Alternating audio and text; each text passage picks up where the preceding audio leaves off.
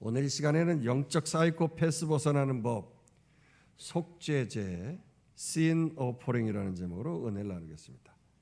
여러분, 사이코패스가 뭡니까? 이 사람의 뇌의 앞부분에 있는 이 전두엽에 문제가 생기는 것인데요. 전두엽이 손상되어지면 이런 사람은요, 나 하면서 나만을 아는, 그래서 자기애성, 성격 장애가 생긴다는 것이죠. 이들의 가장 대표적인 특징은요, 그래서 공감 능력이 결여되어진다고 하는 겁니다.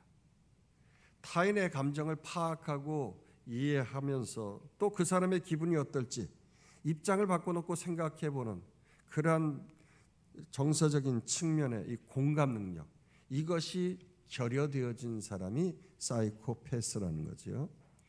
특별히 이런 사람의 특징이 또 있는데, 죄를 지어도 죄책감을 느끼지 못한다는 것입니다. 또 비난받아도 수치심을 느끼지 못하고, 그래서 자기 반성이 있어야 되는데 자기 반성도 없다는 거죠. 아예 자신이 무슨 잘못을 했는지 무슨 죄를 졌는지 모르거나 알아도 그 죄 자체를 아주 무한반복하면서 즐기는 그런 단계까지 간다는 것이죠. 오늘은요, 이 레위기의 5대 제사 중에서 사람이 죄를 지었을 때, 그리고 죄를 졌는데도 그 죄를 깨닫지 못하는, 마치 사이코패스처럼 죄를 깨닫지 못했는데 누구 타인에 의하여서 죄를 깨닫게 되었을 때, 그때에 드렸던 sin offering, 이 속죄 제한 내용을 다루고 있습니다. 여러분, 우리가 계속해서 살펴봅니다면 변소, 화장실에서 쏙쏙 뺀다. 그래서 번소화, 쏙쏙, 이 5가지 제사에 대한 거 우리가 계속 다루고 있어요. 먼저 번제는요, 100% 하나님께 희생 제사를 드리겠다는 그러한 자세로 말 그대로 태워서 완전히 드리는 burnt offering 제사입니다. 그 다음에 소제인데요, 피 없는 제사, grant offering, 이 곡물의 제사이죠. 곡식으로 드리는 제사. 그렇지만 이 곡식을 가루로 으깨고 아주 찧어서 말이죠, 흰가루가 될 때까지 으깨어서 땅에 소산을 주신 그 하나님께 감사하면서 자신을 으깨듯이 온전히 부서뜨리는 그러한 자세로 최선을 다해서 하나님 앞에 드리는 거죠. 그 다음은 화목제인데요, 이건 peace offering, 말 그대로 하나님과 또 이익과 재물을 함께 나누어 먹으면서 화목한 관계의 축복을 누리는 가운데 드리는 제사가 이 화목제인 것입니다. 오늘은 특별히 이렇게 죄를 깨달은 후에 드리는 이 sin offering, 이 속죄제인데요, 우리가 비록 사이코패스는 아닐지라도, 영적으로 그것이 사소한 죄일지라도 죄를 짓고 깨닫지 못하고 부지불식 중에 죄의식 없이 죄를 반복해서 밥 먹듯 하면서 그렇게 짓는다고 하면은요, 이건 그야말로 영적인 사이코패스로서 거룩한 하나님 앞에 나아갈 수 없는 죄인이라고 하는 것을 기억해야 합니다. 하나님께서는 우리 인간을 사랑하셔서 율법을 정해주시고 무엇이 죄인지 아주 뚜렷하게 우리에게 가르쳐 주시지 않습니까? 그리고 그 죄를 속하기 위해서 특별히 이 속죄의 제사를 우리에게 가르쳐 주신 것입니다. 따라서 번제나 소제나 화목제 등은 모세가 시내산에서 율법을 받기 이전부터 하나님 앞에 드렸던 제사이지요. 그래서 번제 같은 경우는 노아가 홍수가 난 이후에 하나님 앞에서 다 너무 감사해서 홍수를 이기게 해주시고 살아나게 해주셔가지고 번제로 하나님 앞에 드리고 말이죠. 이런 것들이 바로 자원에서 드리는 자원제사 아닙니까? 그렇지만 오늘 본문에 나오고 있는 이 속죄제만큼은요, 율법이 정해지면서 하나님이 모세에게 율법을 정해주시면서 그 계명 중에서 하나라도 범하게 되어진다고 하면 아예 의무적으로 반드시 제사를 드리는, 회개의 제사를 드리는 이 의무 제사라고 하는 것이죠. 그래서 오늘 1절에서 2절은 이렇게 말하고 있습니다. 여호와께서 모세에게 말씀하여 이르시되 이스라엘 자손에게 말하여 이르라, 누구든지 여호와의 계명 중 하나라도 그릇 범하였으되. 여러분 세상 사람들은요 자신이 무슨 죄를 졌는지도 모르면서 그냥 지나는 경우가 태반사예요. 어떤 사람은 막 소리를 지르고 말이죠, 화내면서 말이죠, 아이 나는 뒤끝 없는 사람이야 그러면서 그냥 휙 하고 뒤돌아서서 가버리면 그런 모진 말 들은 그 당사자는요 마음에 못이 박히는 거예요. 평생 가슴에 못이 박혀요. 그래서 이 죄에서 벗어나기 위해서 이런 말을 한 사람이 이런 죄에서 벗어나기 위해서는 그 객관적인 삼자의 입장에서 그 당한 못이 박힌 그 사람 입장에서 말이죠, 나 자신을 바라봄으로써 자신의 죄를 보게 하는 훈련을 해야 된다는 거죠. 이처럼 우리 성도들이 영적 사이코패스에서 벗어나는 법은 우리에게 하나님의 말씀인 율법을 주셨기 때문에 가능한 줄 믿습니다. 우리 성도는 늘 말씀으로 나 자신을 조명해야 하는 것이에요. 내가 아닌 하나님의 이 말씀의 시각으로 우리가 바라보아야 돼요. 그냥 내 이 시각으로 보는 게 아니라 말씀을 앞에 놓고 이 말씀으로 이렇게 보는 거죠. 영적인 안경을 낀 것과 같이 말이죠. 이 말씀으로 나를 조명해서 바라볼 때 삶의 문제가 풀려지고 열려지는 것입니다. 할렐루야. 이렇게 영적인 훈련을 하게 되어지면은요 내 죄를 깨닫는 거죠. 그리고 하나님의 주시는 그 은혜의 축복의 선물을 마음껏 누릴 수가 있게 되어지는 거예요. 이런 훈련이 안 되어지면 하나님께서 우리에게 주시는 구원의 여러 가지 종합 선물들, 이러한 것들을 우리가 까먹으면서 누릴 수 있어야 되는데 그걸 누리지 못하는 거예요. 따라서 성도들은 나 자신이 지은 죄에 대해서 아주 민감해야 하는 것이죠. 적은 죄일지라도, 적은 것일지라도 그때그때 즉시 회개하면서 완전히 오늘 본문에서처럼 이 불을 태워서 드려야 되는 거예요. 왜냐? 적은 죄일지라도 죄가 장성해서 사망을 가져오기 때문에 그래요. 사망을 가져오기 때문에. 여러분, 하나님께서 우리에게 주신 계명 중에서 우리가 얼마나 생각 없이 부지불식 중에 죄를 저지르는지 모르겠어요. 그 거짓말하지 말라고 하는 그 8계명 중에서도 말이죠, 우리가 그냥 어떨 때는요 하얀 거짓말하지 않아요. 또 때로는 아주 그냥 새카만 거짓말도 하고 말이죠, 종종은 아주 새빨간 거짓말도 하잖아요. 뭐 고의게 됐든 실수가 됐든 간에 하나님 계명 중에서도 하나라도 그릇되게 말이죠, 이렇게 죄를 범하게 되어지면 그건 바로 죄인인 거예요. 이게 바로 죄이죠. 여러분, 이러한 죄에 대해서 스스로가 자각하고 깨닫고 아는 것, 이게 하나님 앞에 나아가는 첫 번째 단계인 거예요. 하나님 앞에 나아가는 첫 번째 단계가 내가 죄인임을 깨닫는 거죠. 그래서 그때그때 속죄제를 통해서 속죄, 제물을 드리면서 회개하고 하나님 앞에 이 죄 문제를 해결하고 성결한 삶을 살아가야 되는 것입니다. 할렐루야. 물론 우리가 예수 그리스도로 말미암아서 구원받아서 단번에 내가 예수를 믿습니다 하고 아멘 할 때 구원을 받습니다.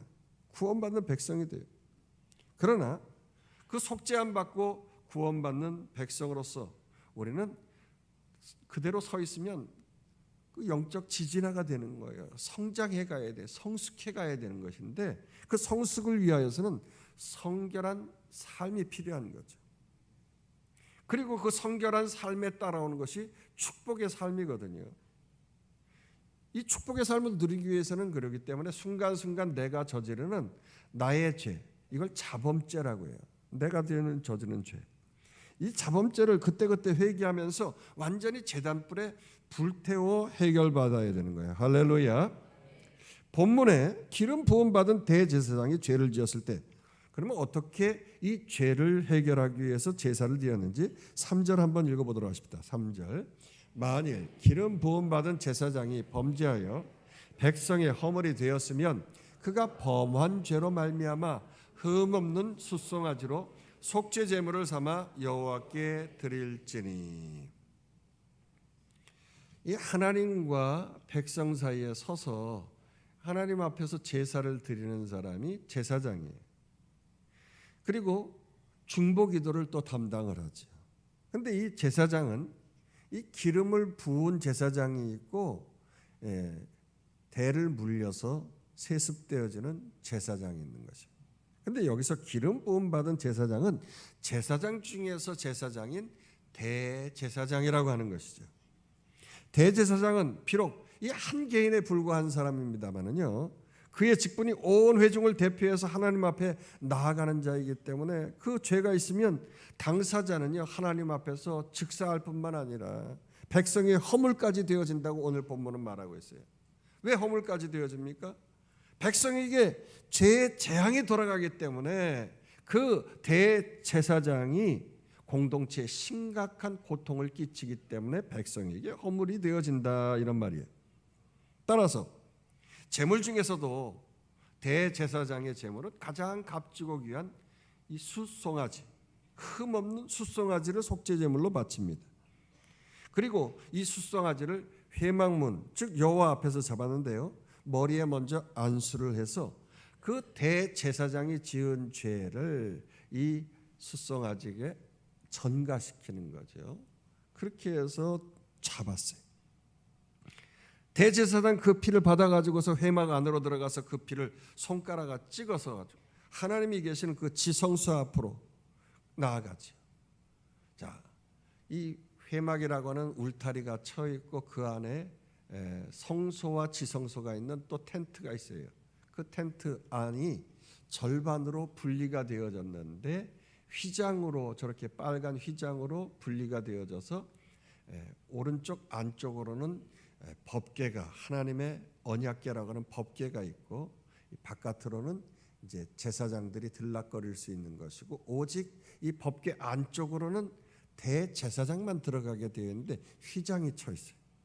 그 휘장 앞에서 이제 피를 뿌리게 되어진 게 7번 손가락에 묻혀서 뿌리게 되어지는 것이, 이 피로 말미암아 하나님 앞으로 다시 나아갈 수 있게 해달라고 하는 그런 의미를 가지고서 피를 뿌리는 거예요. 4절에서 6절 보도록 하십시다. 그 숫송아지를 회막문 여호와 앞으로 끌어다가 그 숫송아지의 머리에 안수하고 그것을 여호와 앞에서 잡을 것이요, 기름 부음을 받은 제사장은 그 숫송아지의 피를 가지고 회막에 들어가서 그 제사장이 손가락에 그 피를 찍어 여호와 앞 곧 성소의 휘장 앞에 7번 뿌릴 것이며. 여러분, 피는 생명을 상징하지 않습니까? 내 죄 때문에 이 송아지가 죽었구나, 정말 하나님 감사합니다, 이렇게 내 생명을 살려주시니 감사합니다 하면서 항상 그 회복시켜 주신 은혜에 감사하는 거룩한 삶을 살아가야 되는 거죠. 그냥 감사만 있고 삶이 없다고 하면 진정한 성도다움의 삶이 없는 거예요. 여기에 보면 대제사장이 만약에 죄를 밥 먹듯이 한다고 하면요, 계속 휘장 앞면에다가 피를 뿌려야 되니까 어떻게 되겠습니까? 그 휘장이 그냥 우리 집에서 치는 커튼과 같은 그런 휘장이 아니라고요. 두께가 손바닥 두께만한 거예요.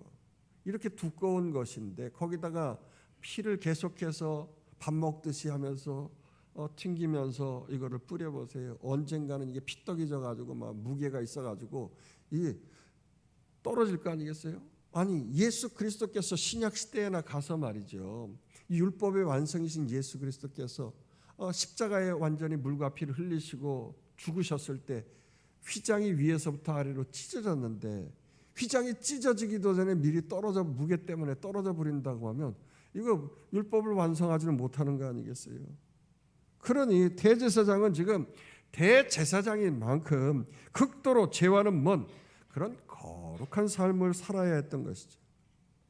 그러면서 또 그 피를 그 휘장 앞에 있는 분향단에다가 또한 발라야 되는 거죠.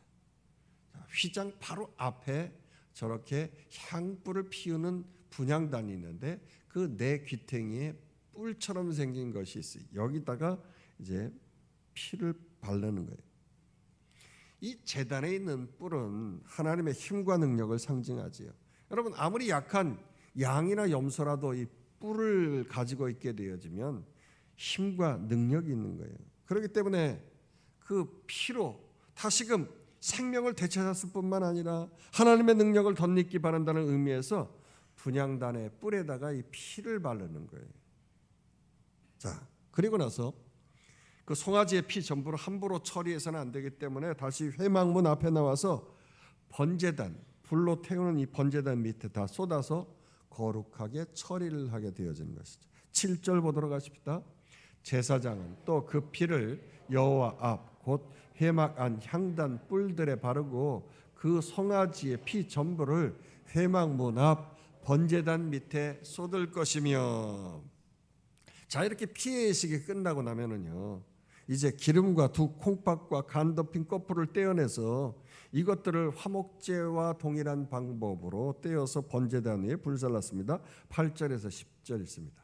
또 그 속죄 제물이 된 숫송아지의 모든 기름을 떼어낼지니 곧 내장에 덮인 기름과 내장에 붙은 모든 기름과 두 콩팥과 그 위에 기름 곧 허리 쪽에 있는 것과 간에 덮인 거풀을 콩팥과 함께 떼어내되 화목제 제물의 소에서 떼어냄 같이 할 것이요 제사장은 그것을 번제단 위에서 불사를 것이며. 우리가 이미 화목제에 대해서 살펴볼 때 기름은 칼로리가 높은 것이기 때문에 에너지, 힘을 상징한다고 했어요. 그러니까 이 기름을 하나님 앞에 드린다는 것은 내 힘과 능력, 권력 이런 것들을 다 정성껏 하나님 앞에 드리겠다고 하는 그러한 상징적인 의미가 있는 것입니다. 내 힘 다해서 내 뜻 다해서 하나님께 제사 드리고 또 이 콩팥이 망가지면 말이죠. 어떻습니까? 피가 걸러지질 못해서 피 거르는 기계에다 이렇게 우리가 피를 걸러야 되잖아요. 투석을 해야 돼. 그러니까 콩팥을 하나님께 드린다는 의미가 뭡니까? 피를 걸러야 할 만큼 더러운 죄를 깨끗이 제거해서 깨끗한 피를 드린다는 거예요. 깨끗한 것. 다시는 내가 죄를 짓지 않겠다고 하는 그런 삶을 살아내겠다고 하는 그런 다짐이 있는 것이 콩팥을 드린다는 거죠. 자, 이렇게 한 다음에 나머지 남은 그 소 가죽과 그 밖의 고기들과 내장을 비롯해서 심지어 변까지 싹 다 가지고 어디로 가냐? 아예 진 밖으로 가지고 나가서 재버리는 그곳에서 나무에 태워서 온전히 다 태워드린다는 거, 깨끗해야 된다는 거죠. 11절에서 12절. 그 숫송아지의 가죽과 그 모든 고기와 그것의 머리와 정강이와 내장과 똥 곧 그 송아지의 전체를 진영 바깥 재버린 곳인 정결한 곳으로 가져다가 불로 나무 위에서 사르되 곧 재버리는 곳에서 불사를 지니라. 그렇습니다. 이 본문은요, 속죄제물 대신 우리 예수 그리스도를 상징하고 있는 거예요. 우리 주님께서 온몸에 피투성이가 된 채 그 영문 밖에 그 골고다 언덕으로 올라가시면서 십자가에서 물과 피를 다 쏟으시고 철저히 처형당하셨어요. 그런데 당시에 왜 그렇게 예루살렘 성 안에서 처형하지 않고 성 밖에서 처형했느냐? 거룩한 도성 예루살렘에서는 로마의 처형법인 이 보기에도 아주 취약한 그 십자가 처형을 절대 할 수 없다고 말이죠. 유대인들이 거룩한 율법을 지키는 것에서 어떻게 이러한 일을 할 수가 있느냐고. 그러니까 거룩하신 그 예수님을 영문 밖 그 골고다 언덕까지 질질 끌고 간 것입니다. 모든 인류의 죄짐을 짊어지시기 위하여서 그 모든 죄를 속하기 위해서 눈물 없이 못 가는 길, 피 없이 못 가는 길, 이 영문 밖에 좁은 길이 골고다의 길이라네. 우리 옛날 어르신들이 많이 부르셨던 찬송이죠. 이처럼 영문 밖에 그 진에 재버리는 곳에서 그 숫송아지가 완전히 소각되어서 불살라졌듯이 우리 주님께서 나의 죄를, 우리의 모든 죄의 대가를 치르시기 위해서 그렇게 영문 밖에서 완전히 자신을 다 불살르신 줄 믿으시기를 주의 이름으로 축원합니다. 고린도후서 5장 21절에서 읽어보도록 하십니다. 하나님이 죄를 알지도 못하신 이를 우리를 대신하여 죄로 삼으신 것은 우리로 하여금 그 안에서 하나님의 의가 되게 하려 하심이라. 그렇습니다. 우리가 아직 죄인 되었을 때 예수님께서 우리를 대신해서 죽으심으로 하나님에 대한 사랑을 우리에게 보여주셨다는 거예요. 확증하셨다는 거예요. 우리는 이제 죄인이 아니라 의인으로서 하나님 앞에서 날마다 그 사랑 안에 나아가면서 감격과 삶의 기쁨 가운데서 살아갈 수 있는 그 은혜가 주어진 거예요. 믿으시길 주의 이름으로 축원합니다. 그러므로 우리 대광의 모든 성도들, 이 예수님의 십자가 사랑 확실히 믿는 믿음 안에서 올 한 해 강하고 담대하고 힘있게 살아가길 주의 이름으로 축원합니다. 자, 그러나 그럼에도 불구하고 여러분, 이 죄의 뿌리가 얼마나 질긴지 모르겠어요. 문제는요, 그 엄청난 하나님의 사랑 가운데 살아가면서도 이 죄의 뿌리가 질겨가지고 여전히 죄를 짓는다고 하는 거예요. 특히 요즘처럼 이 세상 풍조가 아예 집단적으로 말이죠, 죄를 짓게 만들어요. 집단적으로. 오히려 죄 안 지으면 죄인 취급당하고 왕따를 당하고 말이죠. 그러다 보니까 당연히 그러한 사회 속에서 삶을 살아가다 보니까 죄가 죄인지도 모르고 부지불식 중에 얼마나 많은 죄를 짓고 살아가는지 몰라요. 오늘 본문의 이 출애굽 당시의 사람들도 그랬습니다. 이집트를 탈출해가지고 광야로 나온 지 얼마 되지 않아서 집단적으로 온 백성들이 죄를 저지르는데 말이죠. 모세를 원망하고 음식을 원망하고 심지어 그러다 하나님까지 의심하는 거예요. 그러더니 급기야는 금송아지를 만들어가지고 우상 숭배를 하는 집단적인 죄를 저지르고 만 거예요. 이쯤 되면 하나님께서는 광야에 나와 있는 것들 말라 비틀어지게 말이에요. 그 뜨거운 떼약 끝에서 말이죠. 뭐 불기둥이고 그런 기둥도 뭐 없이 다 그냥 아주 그냥 그늘도 없으니 얼마나 그냥 그 무더위 속에 50도 넘는 그 거기에서 싹 다 말라 비틀어지게 그렇게 당장 죽여버려도 시원찮은데요. 하나님은 웬 은혜인지 웬 사랑인지 이스라엘의 온 회중이 집단적으로 죄를 지었어도 말이죠. 하나님의 계명을 하나라도 부지불식 중에 범하였을지라도 그 죄를 속죄받는 법을 알려주셨다고 하는 거예요. 이게 하나님의 은혜입니다. 할렐루야. 13절에서 14절 읽어보십시다. 만일 이스라엘 온 회중이 여호와 계명 중 하나라도 부지 중에 범하여 허물이 있으나 스스로 깨닫지 못하다가 그 범한 죄를 깨달으면 회중은 숫송아지를 속죄제로 드릴지니 그것을 회막 앞으로 끌어다가. 여기 속죄제는요, 사회적 신분과 지위에 따라서 그 제물의 종류가 달랐어요. 특이한 것은 이스라엘 회중의 온 집단적인 죄와 그리고 대제사장의 한 사람의 죄가 무게가 동일하다고 하는 것을 보여주고 있는 거예요. 그게 반증이 뭐냐? 제물을 바칠 때 동일한 숫송아지를 바쳤다고 하는 거죠. 제사의 방법도 똑같았어요. 그러나 단지 다른 것은 백성이 나와서 다 안수를 하나하나 하고 가야 되는데 그러지 아니하고 백성의 대표들인 장로들이 나와가지고 안수를 했다고 하는 거죠. 특별히 여기 온 회중이라는 이 말이 아주 재밌는 말이에요. 여호와께서 불러내서 당신의 거룩한 백성을 삼은 무리라고 하는 뜻이 온 회중이라는 거죠. 이것을 신약에서는 헬라어로 에클레시아, 부르심을 받은 자, 교회라고 하는 뜻이에요. 즉 교회는 죄악된 세상 나라에서 거룩한 하나님의 나라로, 즉 바실레이아, 하나님의 말씀이 통치와 다스림이 있는 거룩하게 살아가라고 하는 부르심을 받은 그 공동체가 곧 온 회중, 에클레시아, 교회라고 하는 것이. 이렇게 온 회중의 죄악도 제사장의 범죄와 동일한 거예요. 교회이기 때문에 동일한 죄값을 치러야 했다는 것에서 매우 중요한 메시지가 있는 것입니다. 자, 이제는 모든 성도들이 그래서 제사장이 됐다고 하는 놀라운 축복의 은혜가 이 사건을 통하여서 우리에게 주어진 것이죠. 이것이 곧 만인 제사장이라고 하는 거예요. 목사만 제사장이 아니라 우리 모든 성도들도 다 제사장인 거예요. 구약시대 때의 제사장이 하나님의 계명 중에 하나라도 그릇 범한 채 지성소에 들어가면 즉사를 했거든요.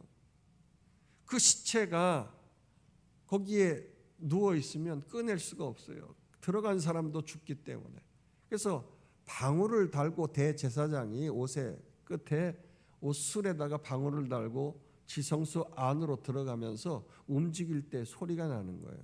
근데 움직이지 않으면 어떻게 꺼냅니까? 발목에다가 끈을 묶어서 움직이지 않고 소리가 안 나면 죽은 줄 알고 끈으로 잡아 꺼낸 거예요. 이처럼 죄악된 세상에서 하나님의 부름을 받은 에클레시아 교회된 우리 만인 제사장, 왕 같은 제사장은 죄의 무게 역시 매우 크다고 하는 것. 어떻게 해요? 즉사할 만큼, 대제사장이 즉사할 만큼 심각하다고 하는 거예요. 따라서 우리 교회된 우리가 아무 생각 없이 세상에서 죄의식 없이 죄를 지어서는 안 된다는 거죠. 에이, 목사님, 주님께서는 단번에 우리 죄를 사해 주셨는데 뭐 좀 죄 짓는다고 했었어요. 천국 가는데 그거 아무 문제 없다면서요. 그러면서 감히 주님의 값진 그 보혈의 희생을 말이죠, 값싼 구원으로 전락시켜서는 안 되는 것입니다. 온전히 죄를 멀리하고 순간순간 내 안에 추워도 어떠한 죄된 생각이라도 머물지 않도록 예수 보혈의 피로 깨끗이 씻는 것이 필요하죠. 새가 내 머리에 날라오는 것은 어쩔 수가 없어요. 그러나 둥지를 튼고 앉는 것은 안 되는 거예요. 이거 쫓아내야죠. 행여라도 죄를 지었을 때는 그 죄를 완전히 해결받는다는 이 확신과 기쁨, 그리고 평강이 올 때까지 계속 주님의 보혈을 의지하고 기도하는 것이 필요하죠. 내가 어떻게 기도해서 회개해서 회개한 것을 깨끗이 씻었는가에 대해서 잘 모를 수가 있어요. 주님이 나를 어떻게 구원시켜 주셨는가 모를 때는요, 마음의 평강이 찾아올 때까지 기도하는 거예요. 마음의 기쁨이 올 때까지. 그래서 우리가 복음 찬송도 그러잖아요. 죄에서 자유를 얻게 하면, 그 자유, 죄에서 자유함을 얻게 되면 기쁨이 나오는 거거든요. 그래서 여러분, 하나님 앞에서 회개한 다음에 죄에서 자유함을 얻은 다음에 예물을 드리는 것이거든요. 감사합니다. 속죄의 제물로. 속죄의 제물이 있어야 하나님이 받으시는 거거든요. 죄가 있고서 죄만 있고 하나님 앞에 예배할 수가 없는 거거든요. 속죄의 제물. 그래서 감사헌금을 드리는 것이 필요한 거예요. 우리는 종종 하나님 새해 맞이해서 감사했고, 뭐 출산해서 감사했고, 뭐해서 감사하고, 뭐 이 모양 저 모양으로 뭐 아이들이 학교에 합격을 할 뿐만 아니라 뭐 이런 여러 가지 것들에 대해서 감사합니다만, 실제적인 또 감사는요, 우리가 죄에서 구원함을 얻게 해주신 하나님 앞에서 감사하는 예물을 올려드려야 되는 거예요. 할렐루야. 여기 보면 정말 성결하게 살겠다고 하는 소각을 시켰거든요. 이 송아지 전체를 다 소각을 시켰잖아요. 내 죄를 등 뒤로 던지시고 기억지도 아니하시고 도말해 주시겠다는 그 하나님의 말씀을 기억하면서 하나님 앞에서 내 물질을 제단 숯불 위에다가 완전히 태워드리듯이 예물을 올려드리는 거예요. 자, 그러면서 이렇게 죄는요, 제사법이 아주 번거롭잖아요. 거듭거듭 멀리하고 확인사살하면서 완전히 불태워 없애버려야 한다고 하는 것을 강조하기 위해서 이렇게 저렇게 여러 가지로 복잡했던 것이에요. 그렇기 때문에 여러분, 죄는요, 쉽고 만만한 것이 아니라는 것을 여러분 기억해야 합니다. 앞으로 어그러지는 이 세상 속에서 우리와 우리의 자녀들이 더 살아가야 될 터인데, 이 죄로 인해서 실패하고 누리지 못하는, 하나님의 구원의 선물을 누리지 못하는 일이 없어서는 안 되는 거예요. 우리와 우리의 자녀들이 구원받는 거룩한 하나님의 백성으로서 가시밭에 백화밭처럼 예수의 향기를 날리면서 말이죠, 세상에서 빛을 발하면서 능력 있게 구원의 뿔, 그 능력 있는 그 구원의 뿔처럼 힘을 얻고 권력을 얻고 명예를 얻고 힘있게 살아가는 우리와 우리의 자녀들 주의 이름으로 축원합니다. 그러기 위해서 빌립보서 2장 15절에 이렇게 말씀하고 있어요. 이는 너희가 흠이 없고 순전하여 어그러지고 거스르는 세대 가운데서 하나님의 흠없는 자녀로 세상에서 그들 가운데 빛들로 나타내며, 빛을 나타내기 위해서는 전제 조건이 있는데 흠없는 자녀가 되어야 한다는 거예요. 할렐루야. 다니엘처럼 흠이 없이, 그래서 이방 나라에 가서까지도 나라와 민족을 구원하는 그러한 역사를 이루기 위해서, 권력이 있고 힘이 있기 위해서, 뿔을 얻기 위해서는요, 흠이 없고 순전해야 돼. 자, 다시 본문으로 돌아가서 이 이스라엘 백성들이 집단적으로 저지른 죄에 대한 죄악 역시 대제사장의 속죄와 같은 방법으로 제사가 진행되어졌는데, 15절에서 21절 쭉 읽겠습니다.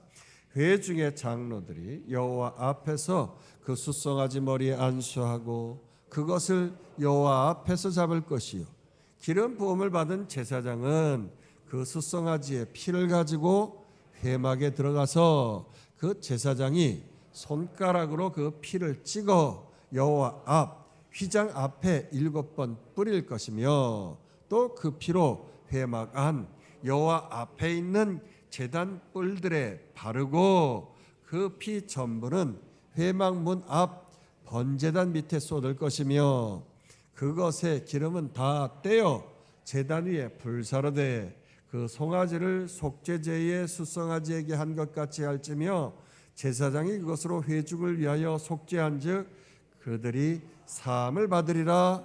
그는 그 숫송아지를 진영 밖으로 가져다가 첫 번 숫송아지를 사람같이 불사를 찌니 이는 회중의 속죄제니라. 자, 쭉 이렇게 읽어봤어요. 이렇게 백성의 전체가 죄를 범하였을 때 결정적인 역할을 하는 자가 있는데, 그런 자들이 바로 정치 지도자들이라는 것입니다. 정치하는 위정자들, 백성의 집단의 대표, 최고의 통치자. 오늘 본문에서는 이것을 족장이라고 말하고 있어요. 이스라엘에는 12지파 가운데 그 지파를 대표하는 리더를 족장이라고 하는데요, 이 정치 지도자지요. 이 족장들의 속죄제는 대제사장과 온 회중이 저지른 죄에 비해서 비교적 간단했어요. 제물 역시 숫송아지가 아니라 수염소로 충분했고요.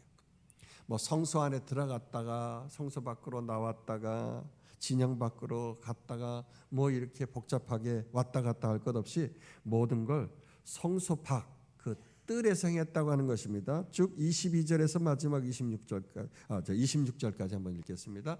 만일 족장이 그의 하나님 여호와의 계명 중 하나라도 부지 중에 범하여 허물이 있었는데 그가 범한 죄를 누가 그에게 깨우쳐주면, 그는 흠없는 순념소를 예물로 가져다가 그 순념소의 머리에 안수하고 여호와 앞 번제물을 잡는 곳에서 잡을지니 이는 속죄제라.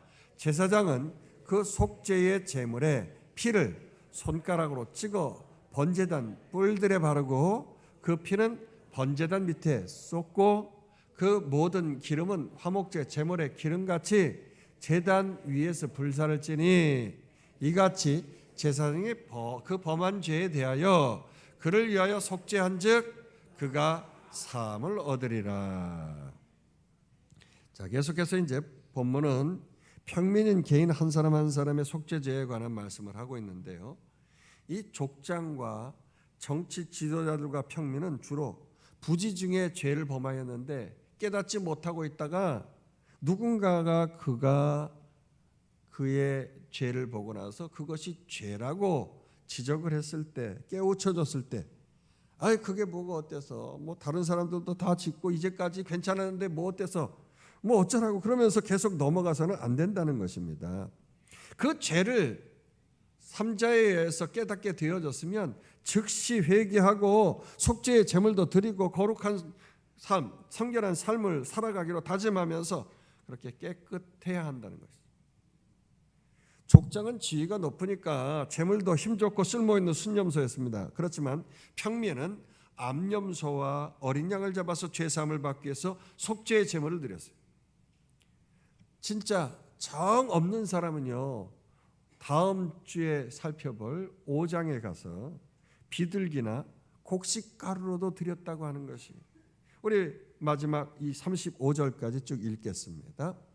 만일 평민의 한 사람이 여호와의 계명 중 하나라도 부지 중에 범하여 허물이 있었는데 그가 범한 죄를 누가 그에게 깨우쳐 주면 그는 흠없는 암염소를 끌고 와서 그 범한 죄로 말미암아 그것을 예물로 삼아 그 속죄 제물의 머리에 안수하고 그 제물을 번제물을 잡는 곳에서 잡을 것이요 제사장은 손가락으로 그 피를 찍어 번제단 뿔들에 바르고 그 피 전부를 제단 밑에 쏟고 그 모든 기름은 화목 제물의 기름을 떼어낸 것 같이 떼어내 제단 위에서 불살라 여호와께 향기롭게 할지니 제사장이 그를 위하여 속죄한즉 그가 사함을 받으리라.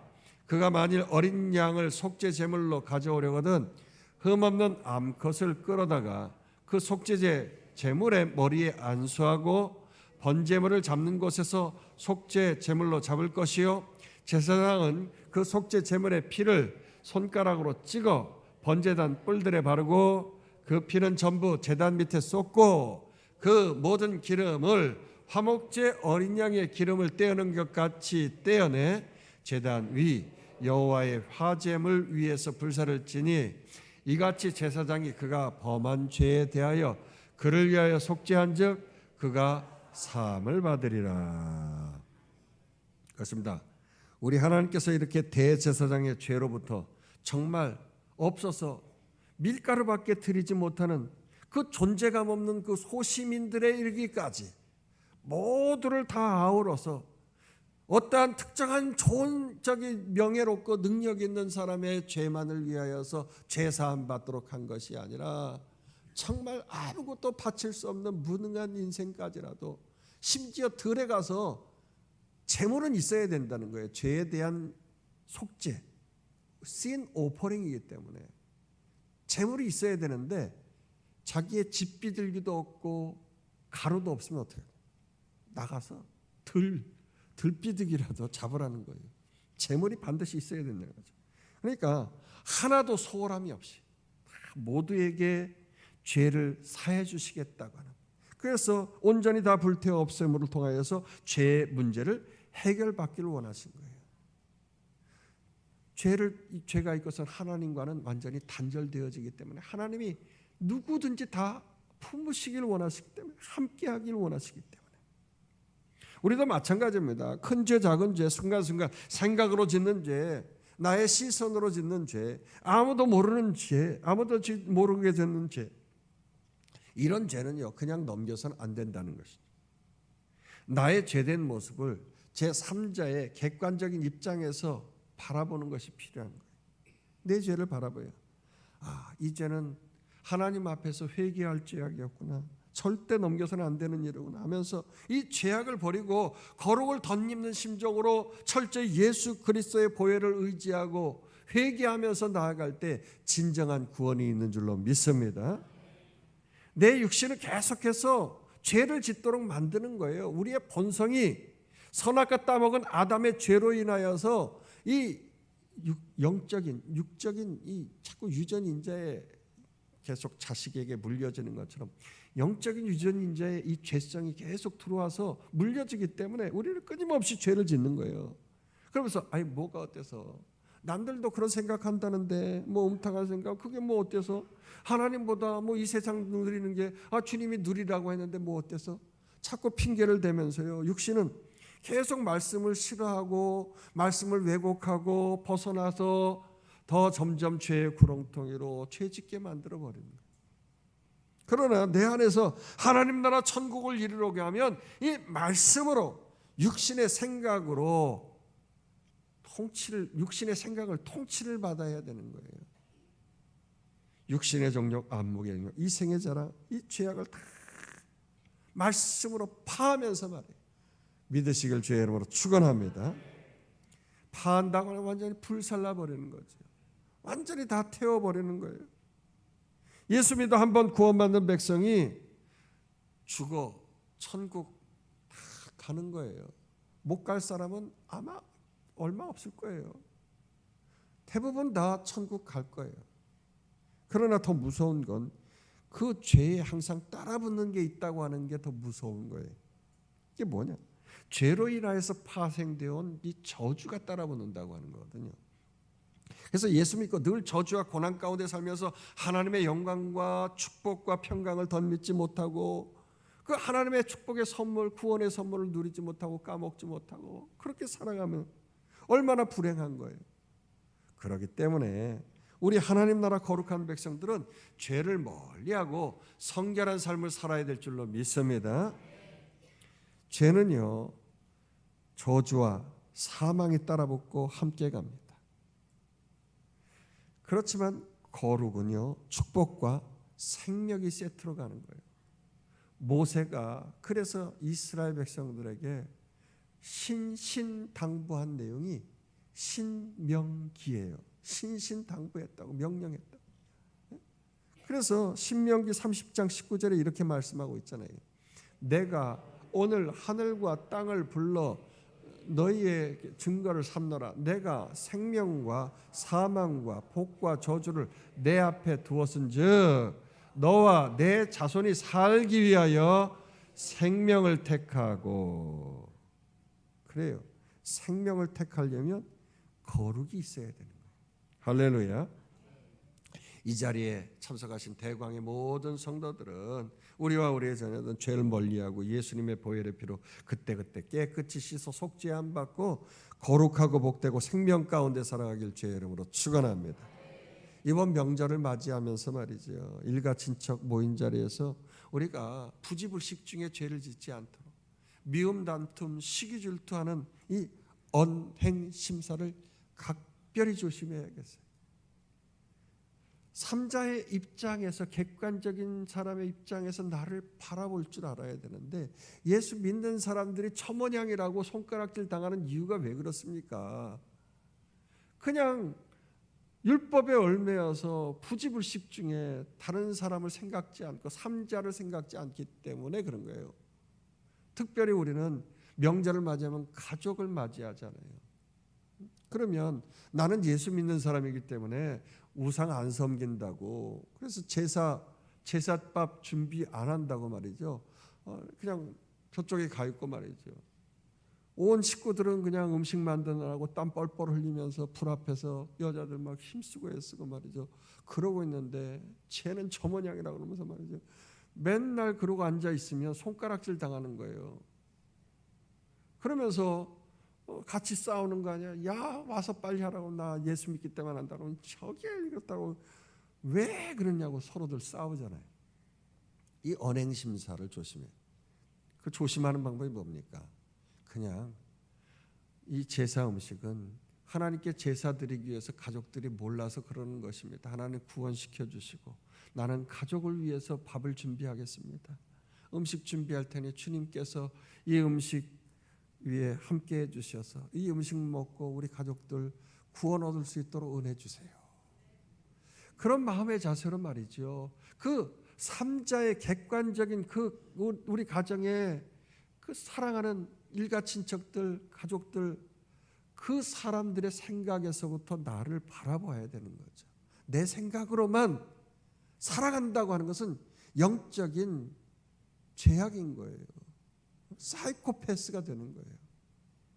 그러므로 여러분, 이번 한 주간 동안도 삶의 예배 잘 드리고 삶 속에서 많은 희생을 하면서 하나님이 기뻐하신 산재물 되어주는 우리와 우리의 자녀 되기를 주의 이름으로 축원합니다. 축원합니다. 축원합니다. 우리 함께 합심해서 기도하겠습니다. 하나님, 나를